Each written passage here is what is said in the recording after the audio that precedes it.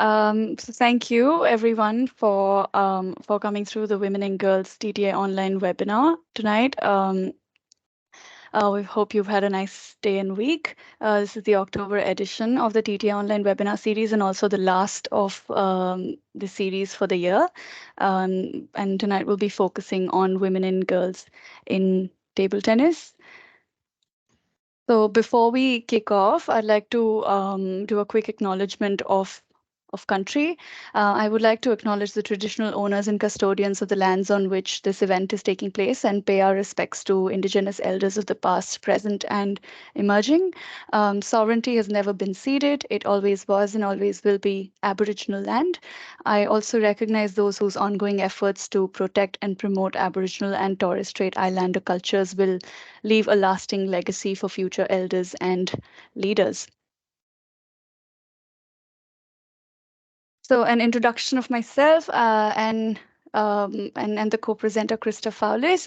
My name is Anshul Thakran. I work as a National Participation and Development Coordinator at TTA, and I've been in the role for just over 2 years, 2.5 now, actually. In my role, I look after the sporting schools program primarily, and then as well as drive the Women and Girls in Table Tennis Working Group and strategy. And then Krista, perhaps you'd like to introduce yourself? Sure. So I'm Krista Fowlis from Ports Royal Table Tennis Club. I am the president at Ports Royal Table Tennis Club at the moment. I have been for the past year. And we have a great ratio of male to female participation. And it is my absolute passion to get more women and girls into our sports. I look forward to this presentation. Thank you. Wonderful. Thanks, Krista. So just before we go, a couple of housekeeping tips. The meeting will be recorded. It is being recording, and it will be available to view on the TTA website afterwards. I believe we would have the opportunity in between and after the presentation to ask questions and to receive feedback. So let's get right into it. So just to provide an overview of today's session, we will be focusing on offering some information on the importance of female participation in community sport, but more specifically in table tennis. We'll aim to talk about some of the barriers to sport participation for women and girls, what motivates them, what prevents them from engaging in our sport. We'll also have the chance to look at some of the baseline data in table tennis in Australia, and then we'll have some time to discuss what actions clubs and associations can take to be more inclusive of women and girls in your community. There will then also be an opportunity to provide an update on the work that is already being done in this space at the national level and its impact on the community at large. But then moving on to the fun part, where we also have the privilege of hearing from a local pioneer in this space, which is Krista Fowlis, representing Port Sorel Table Tennis Club, who will be sharing their experiences and learnings as a club and how their values, like she mentioned, are rooted in female participation. So gender breakdown of the TTA membership. This is the baseline data from last year, which shows the results from the TTA National Participation Census 2022. Showed that despite a consistent growth in our participation numbers, table tennis in Australia has evolved into a male-dominated arena, with women comprising of only 21% of the entire community. And these figures are true for most domains, including coaching, membership, officiating, para, and high performance. For table tennis, which is a sport for all, for a sport that in its inherent nature allows us to cater to people of all ages, abilities, and genders, I think we recognize that this is a significant gender gap that needs to be addressed, not only to just uphold the values of the sport, but also to genuinely allow more women and girls to feel included and to be able to participate. So where is the problem? What is preventing women and girls from participating in our sport? For this, we look at the broader research mainly which has already been done within the context of sport, which suggests that some of the barriers to sport participation for women in general um, include, but definitely not limited to, are related to body image issues and self-consciousness, especially within sporting environments. Social stereotyping of the way women and girls should look, behave, and act. Um, Limited representation in media coverage, lack of skills or a perceived lack of skills, male-dominated cultures, which comes back to lack of representation and belongingness within the sporting environments, peer pressures around what kind of activities women and girls should or should not engage in based on societal expectations, and also then competing priorities and family related commitments, and lack of flexibility with childcare responsibilities, and this is just some amongst many others.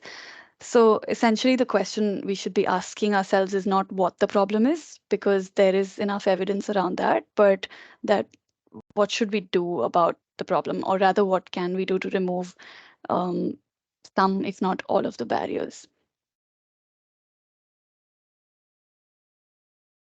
On the flip side, what encourages women and girls to participate is a sense of emotional safety and security, especially one that comes from, say, an all girls environment or having a female coach leading the program.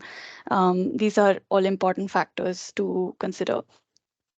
Then we have cohesion and belongingness and being made to feel welcome in an unknown or a new environment. Then high self-esteem and positive self-perception of physical appearance, which is the contrary of, having body image issues and consciousness around how we look. Then there is perceived and demonstrated value of an activity, what skills it caters to. Will it help build young girls their self-confidence? Is it something that's allowing women and girls to safely socialize in a safe environment, but also how these values are then communicated to the broader community, and how they're marketed and promoted is also important. And then finally, acceptance of one's gender and cultural identity, which also comes from people around you, which comes from being in a diverse environment and being able to see someone who looks like you or relates with you. But equally importantly, then also being able to interact with people from different backgrounds, because that cultivates a space of learning and growth for the participants, and then goes on to uplift them. So, what can you do on a club level to make it more inclusive for women and girls? Well, the first step is to, first and foremost, is to recognize that there is an issue. About 50% of our population, and perhaps the population of your community, are females. We are living in a time where there is heavily increased demand for sporting activities for women and girls, which indicates that if your club environment is not inclusive, then you are missing out on engaging a large group of people, which is why catering to this group is not just an option, it is a necessity. Second one here says you can't be what you can't see, which speaks to the importance of women in leadership positions, having females on club committees, looking at the proportion of female coaches, which will directly affect the number of young girls participating in your programs. And then you sit back and look at this as a strategic approach. You look at this as an important area of your business or your club, and approach it a bit more strategically, possibly even thinking about the putting in a decent amount of time and resources into it. But then finally, go back, sorry. But then finally acknowledging that success in this space will not come overnight. So I know we're all dedicated in this space to grow our sport and to reach that 50-50 split, but it is important to set realistic goals, especially at a club level, and recognize that maybe you only have the capacity to focus on one initiative at a time, which is fine, which is all where we need to start. What more can you do? Um, Take tangible actions, small but significant steps that can make a big difference for how women and girls choose to engage with your club's programs and offerings. Uh, the first one emphasizes on the importance of consultation and feedback, is that you ask for input from female participants when you are designing a program that caters to them, or give them the ability to provide feedback on what's already established and could be improved. Looking into your facilities, checking lighting here refers to checking if outdoor lighting across your facilities is sufficient for if women and girls finish training a bit later at night. Checking your facilities for unisex toilets, checking for door lockers in change rooms and sanitary requirements, all the same. And then finally, upskilling yourself in this space. We are very fortunate to be operating in an environment where there is heaps of focus on diversity and inclusion. So signing yourself up for webinars or educational workshops that provide you more and more information and support on how you can um, uplift the identity of your club as a more diverse and inclusive club.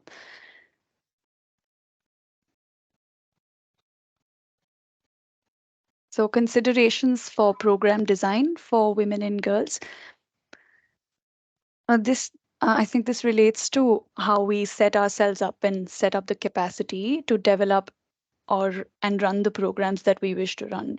So the first thing would be, we talked in the previous slide about taking a strategic approach, and that would look something something like this.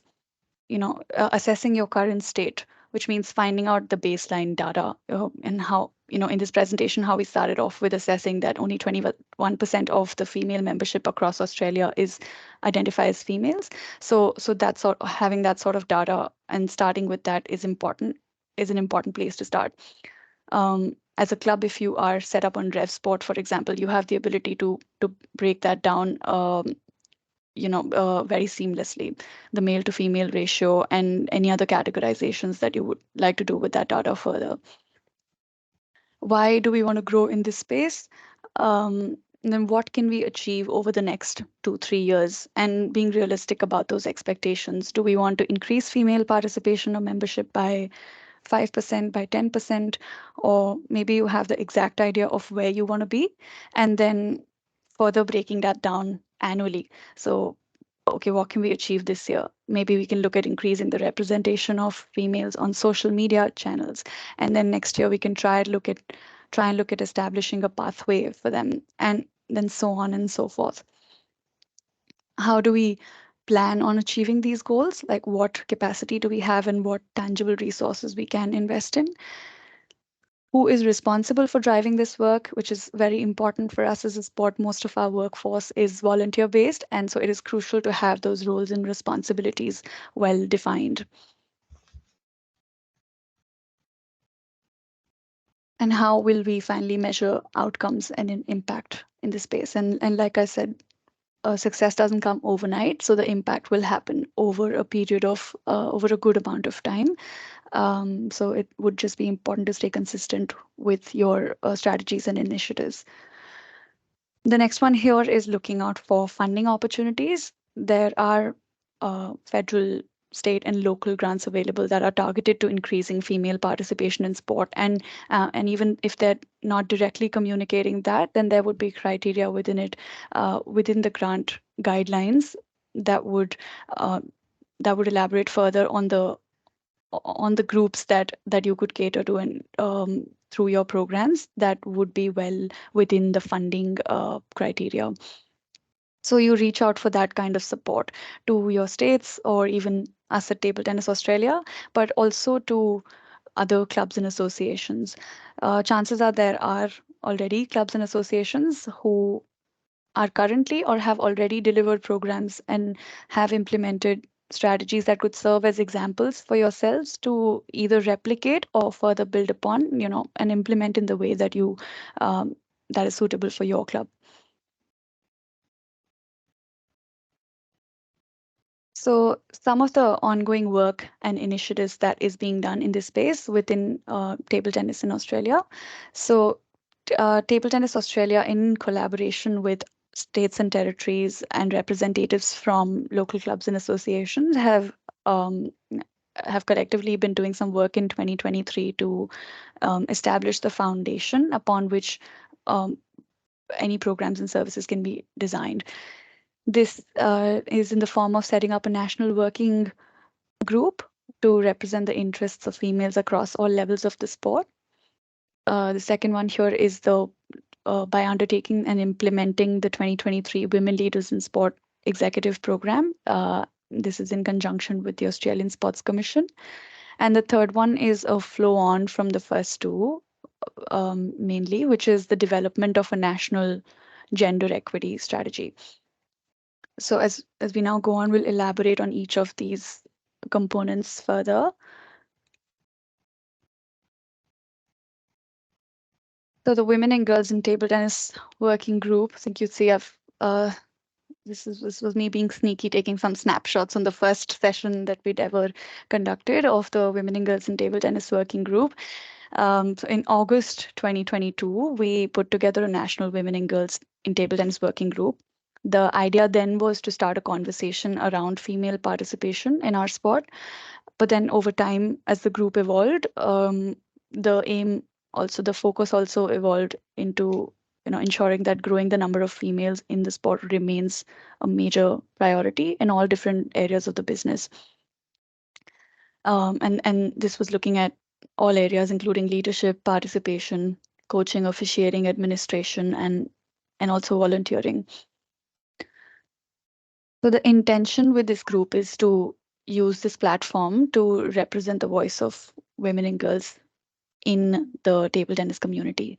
This group essentially acts as a network of coaches, administrators, officials, and athletes themselves. Uh, then are focusing on creating a set of resources and opportunities for other women and girls in the table tennis community uh, that they can benefit from. So we have representatives in this group from most states and territories, and it's a good cross section of roles across all these different areas. So it's pretty rich and diverse in the perspectives that are coming through, which is important when it comes to making decisions um, around this space. So as a group, we meet once every month with a clear agenda for each session to discuss ongoing challenges within women's sport and within women in table tennis, and identify future opportunities where we can deliver more programs and develop more initiatives catering specifically to engage more females. And we have some members of the working group on this webinar tonight. So we'll now move on to the Australian Sports Commission Women Leaders in Sport Executive Program. So in March 2023, Table Tennis Australia applied for the Australian Sports Commission Women Leaders in Sport Executive Program, which is aimed at um, increasing the capacity of organizations to create inclusive cultures and adopt equitable best practices across all levels of their business or their sport. And in May, we were selected to participate in the program, which essentially required completion of the three main components as outlined here in the flowchart. So the first one was conducting a gender equity audit with this organization that acted as our program consultant called Work 180.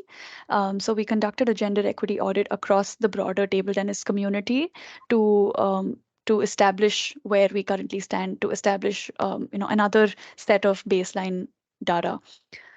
So this audit was an assessment on the standards that you can see on the right hand side of the screen.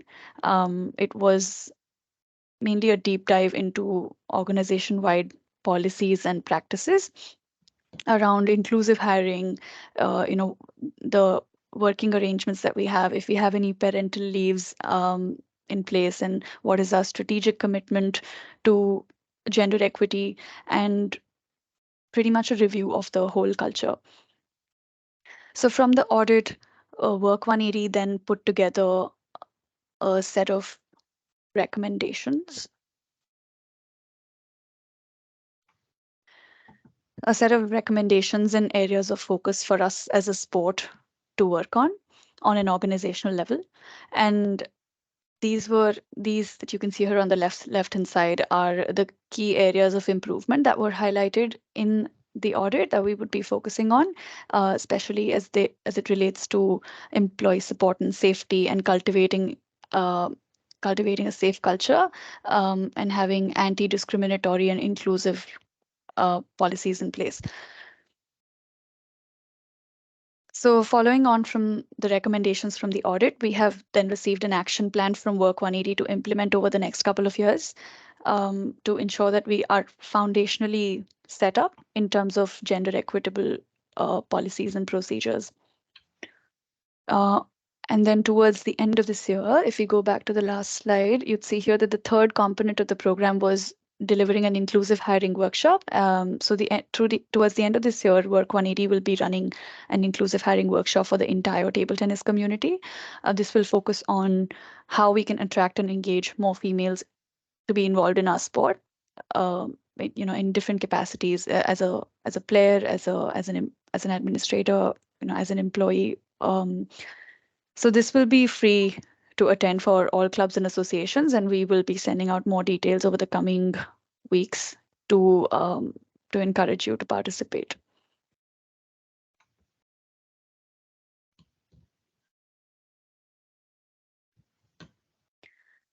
So this is another piece of work that the Women and Girls in Table Tennis Working Group has been focusing on for the last just over 1 year. I've been developing the gender equity strategy, but also implementing associated activities and initiatives that the strategy has been advising over this period of time. So this strategy spans over a timeline of 2023 to 2025, and the plan is centered around, again, creating inclusive practices, accessible opportunities, and welcoming environments for all women and girls across the community. It is also aligned with the vision and direction of the TTA strategic plan, and the strategy is underpinned by four key pillars, which are your leadership, people profile, and participation. And we're looking at the strategy. It's an important piece of work that has come together. A lot of conversations across the working group have had to happen. Some advice from the Australian Sports Commission, and the Women Leaders in Sport Executive Program has also been very vital in informing key aspects of the strategy in terms of the areas that we choose to focus on for the next couple of years. So uh, so essentially, our priorities for 2024, as we set into a planning mode, will be focusing on promoting the benefits of and importance of diverse boards and committees to clubs and associations, investing in coach education, creating more opportunities for female coaches, subsidizing more opportunities for them to be involved, and then developing that pathway, and continuing that momentum on to the high performance level. And then also focusing on ensuring that we have a 50% representation of women and girls across social media, and any other digital platforms, throughout the community. So a major part of this will be us looking at developing a set of club development resources and club education resources, but also forums where we can have discussions around the importance of some of these components. So the gender equity strategy has been approved, and it will be officially launched next week. We will be collaborating with states and territories to release this on their social media platforms alongside when the announcement is made through the TTA social media channels as well. So that was my That was it from my side. Now moving on to the fun part, I'd say, and hearing from the Port Sorel Table Tennis Club, who are here to share about their journey with achieving that 50-50 gender split. So over to you, Krista. Lovely. Thank you, Angela, and thank you for the opportunity to share my passion. So my passion in women in sport come from a very personal level. I discovered table tennis really a lot later in life than most people would. Prior to table tennis, my only sporting experience really was at school, where it was the grudge compulsory netball and athletics, and my performance was mediocre, to put it at its best possible frame. So when throughout my adult life, I felt the persistent nagging to have to exercise, and I felt out of shape, and I just felt I needed to exercise, but I didn't. And I cannot be the only woman in Australia that went through this. I'm sure that there are many women like that out there, because by sheer coincidence, I then discovered table tennis, and I was astounded by how much fun and how easy and enjoyable it is to stay fit. And I was absolutely gobsmacked.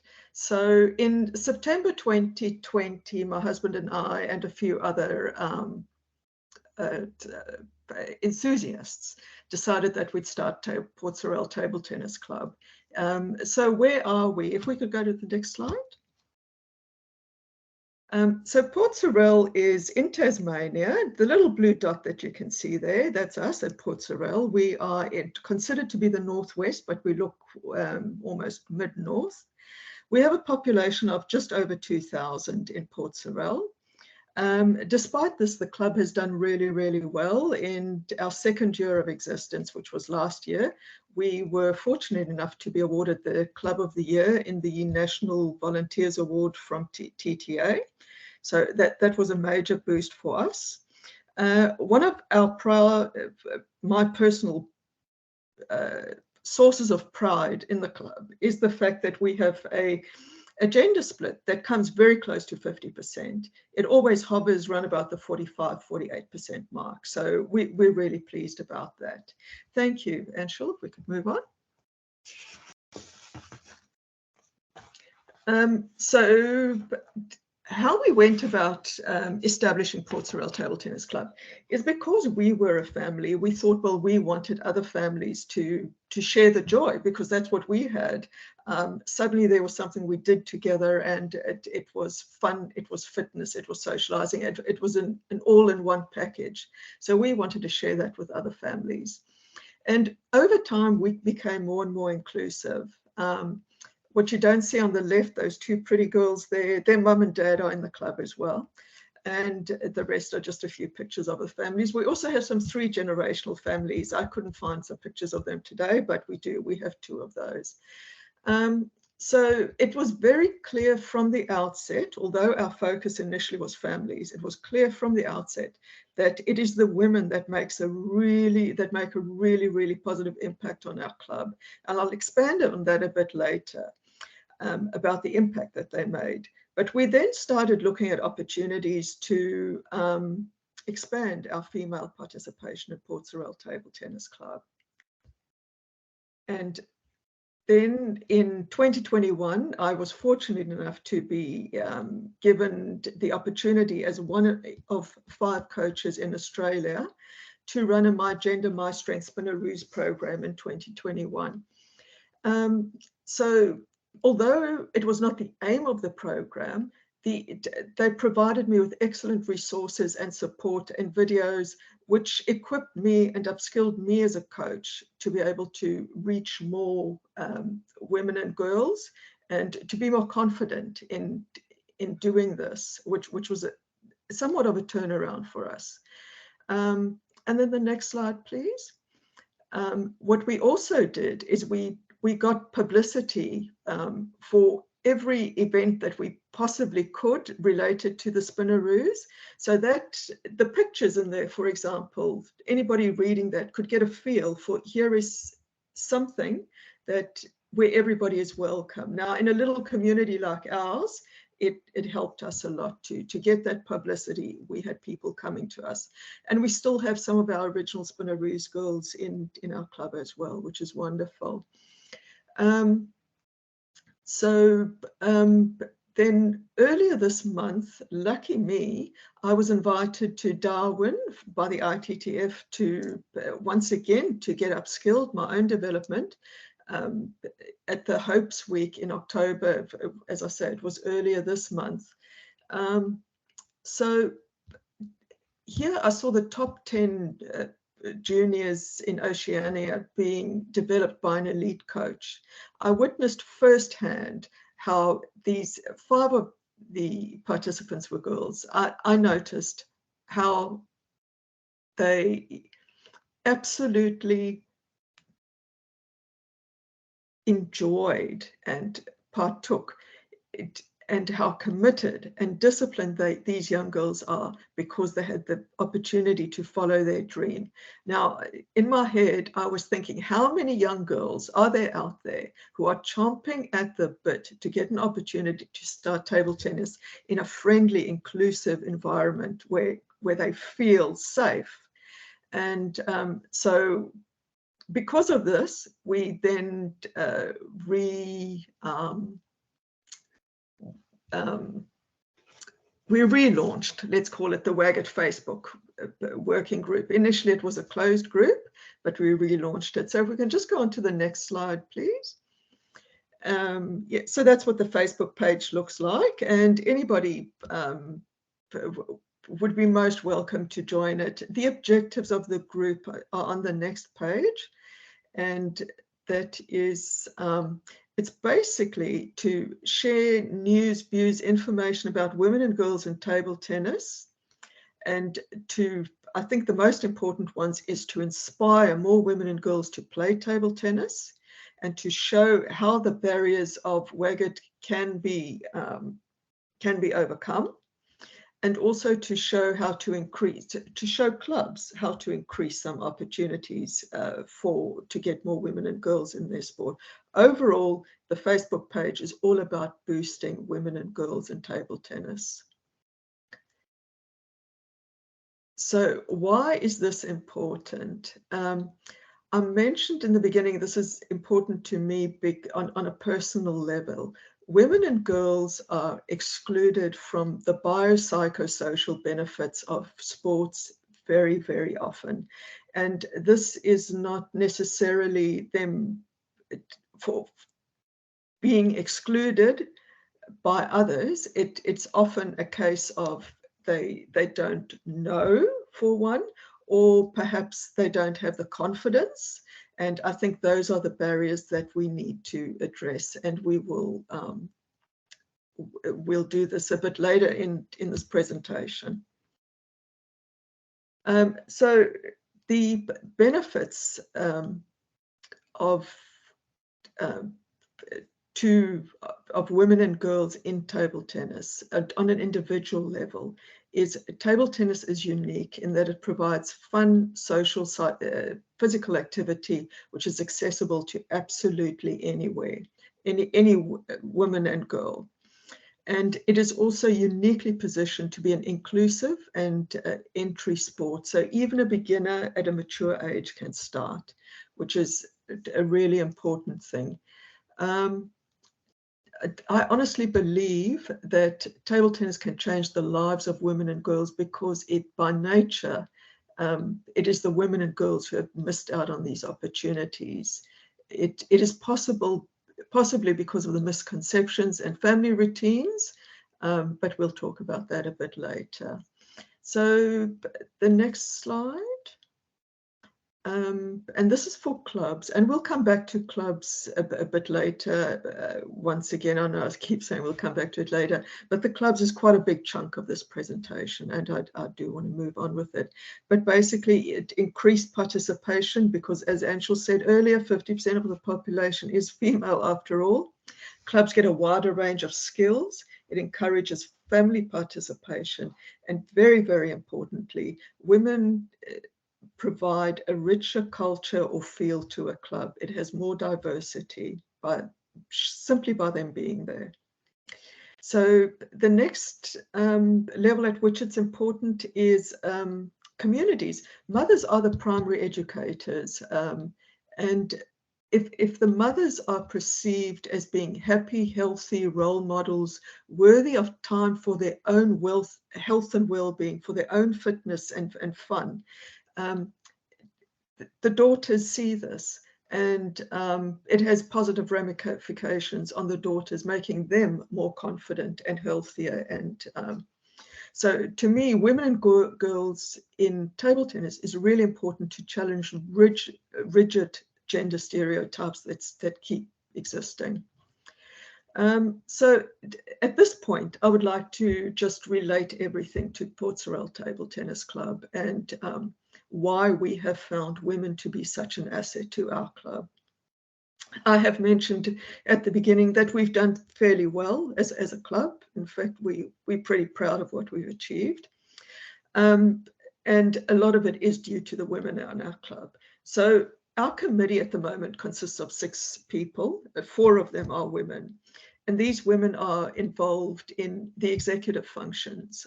We have, as I mentioned, I'm the president, our vice president is a woman. We have a secretary and a treasurer, all on the executive, and they're all women. So women make a significant contribution to the running of our club. Then in terms of events, if you look at that picture on the right, on the left-hand side, those 3 women are they planned and executed our very successful World Table Tennis Day earlier this year. The next photo showed the women who ran our canteen and did all the catering for our state league in Tasmania last year. On the right-hand side is just to show the mixed gender in our events, where even if you look at the audience in that picture, if it's big enough, you'll see it's a mixed gender, and it does lend the place a special feel. Then we look at women in sport in development and participation. So there we have at the club a female coach developing the younger girls, and they definitely do prefer a female coach. There's no doubt about that. And then we also have a typical photo of our women and girls in the competition. Once again, the photo on the left, you'll see we're not all about women and girls, obviously. We're not big enough to have separate sessions for women and girls, so we integrate more than anything else. And it's part of the culture of our club. We play together. Creativity. Women have had tremendous contributions in terms of creativity in our club. The picture on the left is our official poster, and that was created by a woman in our club as a volunteer. What you can't see is the ball in the center actually glows, and when you look at it from different angles, it's as if it follows you around, as if it's moving. So that was really quite smart. And then pretty basic general items have been sort of turned into merchandise for us, once again, by the creative women in our club. So these are all little extra bonuses that we have enjoyed because of women in our club. The next slide shows sharing. So women are more prone to giving and sharing, and this year we enjoyed a wonderful working relationship with a like-minded club in Deloraine. And we share resources. If we've got an excess of a certain piece of equipment, in this instance we had scoreboards that we don't need anymore, and Deloraine needed it, and so we passed it on to them. We share wonderful fun in our what we call our scrambles. It used to be the Saturday scramble. It's now just a monthly scramble. And once again, if you look at the picture, you'll notice the diversity. We have young girls, little Sophie in the front there, and grown men all playing together, and it works well. It really works well. However, this is the big one, and it is most importantly, women and girls have shaped the culture of our club, because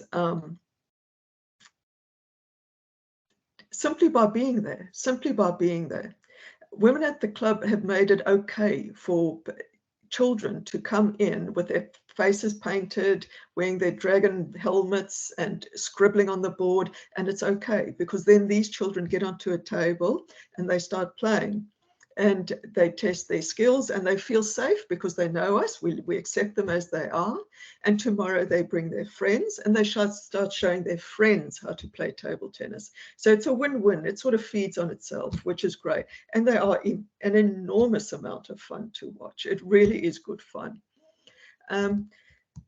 But at this point, I must also say that it is not all about, you know, it may look as though we're neglecting the competitive edge of side of our club, which we are not. It's just that in this forum, I'm showing you what we do at this level, but we do have a really competitive side as well. And once again, the women get stuck into that as well. But yes, what I'm trying to demonstrate is that fun is the hook to get them there. It's the fun, especially to get the young ones there, and the mothers walk in and they fall in love with what they see. So that has helped us a tremendous amount.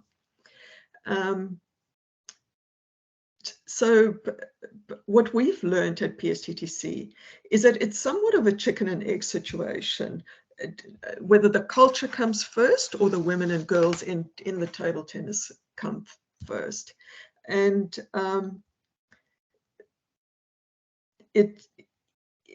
they work together. The one feeds off the other, and it becomes a positive spiral. Once a critical mass is reached, it becomes a lot easier. And soon, clubs who have a good proportion of women will find that women, being the nurturers that they are, you'll soon find yourself that they are the ones who start looking after the club. And that's what's happened to us. As I say, we now have 4 people on the executive in our committee. They're the ones who start looking after the club. They really are an investment in time, because initially it may be a bit tough when you don't have enough women to look after women. That's the problem. It's a potential problem, I should say. But any investment that one can provide in terms of the women, looking after women to get more women, is so worth the effort. It really is. It's an investment of one's time.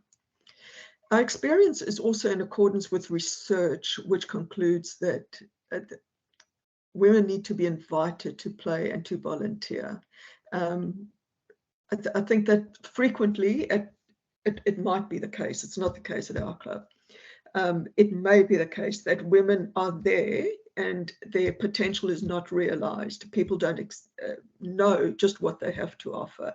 It's only once they get invited that they will volunteer. It's unlikely that women would put their hand up, probably because they think, well, there's somebody else who can do the job better than I do.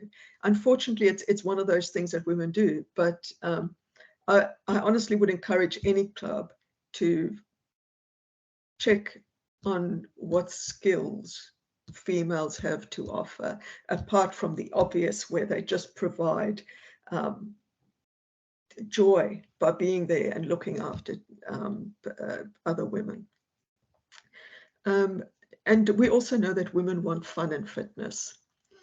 So the obstacles that we've experienced at our club is, I'm not good enough. I was one of those. That's one of the reasons I never played any sport. I never thought that I could do it.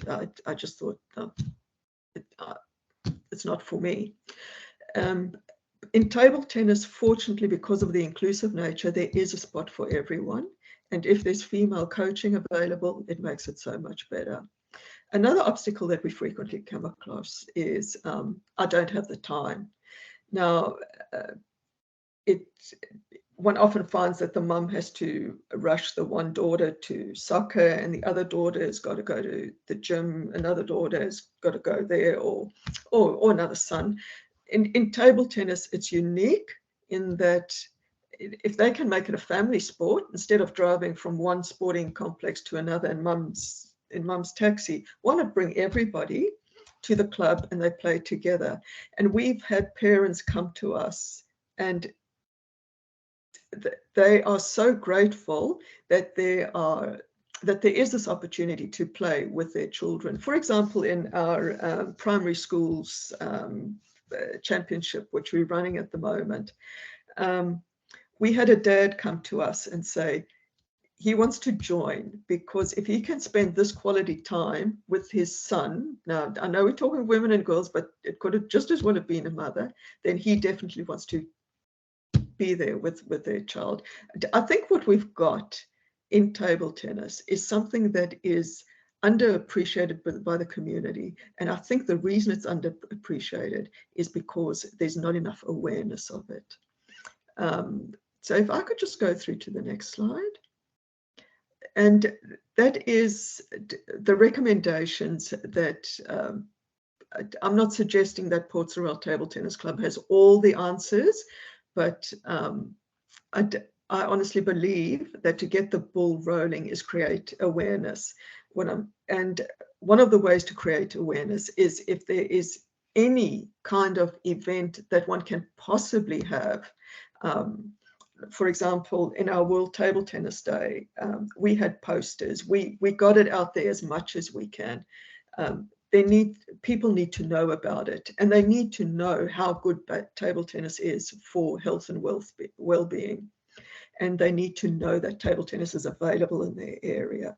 Because for us, we're in a small community, and despite a lot of publicity that we have done, we still get the odd bod who says, oh, I didn't even know this was here. So it just goes to show creating that awareness is quite a job. It's an ongoing job, but it pays off because awareness is half the battle won. And then provide access to opportunities. What I mean by access is it's one thing getting people there, but women especially need to feel valued and they need to feel welcome upon arriving. Invite them to be played and be coached by a female coach rather than just expecting them to look after themselves and hop on a table. It's unlikely to happen. Invite them. And if possible, female sessions only.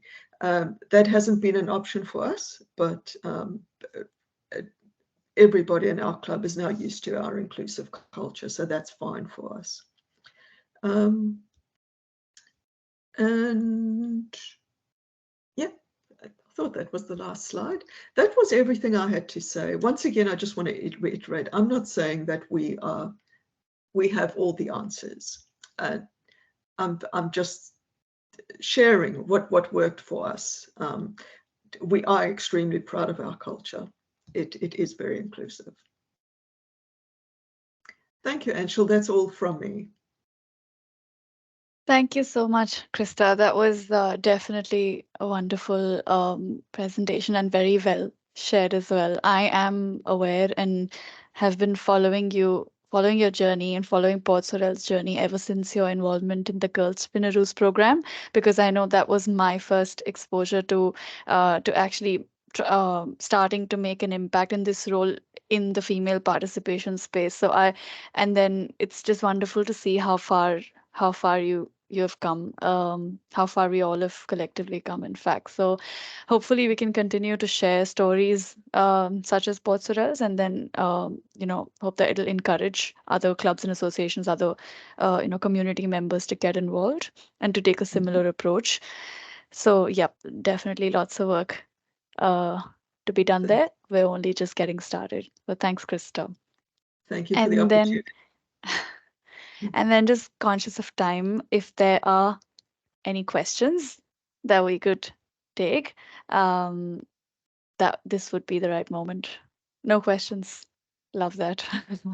Thanks. Otherwise, thank you again for coming through for the webinar tonight. We will be sending out the recording link in a follow-up to this session. And if you'd like to reach out and discuss any aspects of what we shared tonight, then the contact details would also be included in that email. So please feel free to reach out. And thank you once again, and have a good night. Thank you. And you. Bye-bye. Bye. Thank you. Bye. Bye.